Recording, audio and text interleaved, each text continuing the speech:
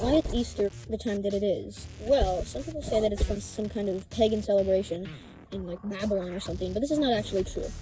It's based on Passover. So basically, in the early calendars, not earlier than the Hebrew calendar where we get Passover, but in the early calendars, pre-Gregorian calendar, including the Old English calendar, they were actually thinking, like, okay, when is the exact date of Resurrection Sunday, they called it. It didn't get called Easter until a bit later.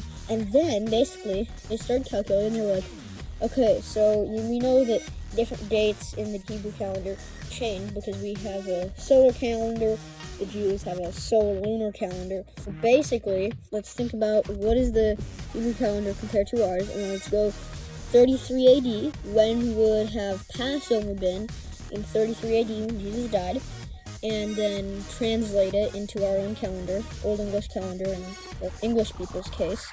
And basically, so they did this. They did their best calculations. Might not have been correct, but they did their best. It's around Passover. So basically, once they had this, eventually the Gregorian calendar was invented, and they had to put it into the Gregorian calendar, and that's why it changes.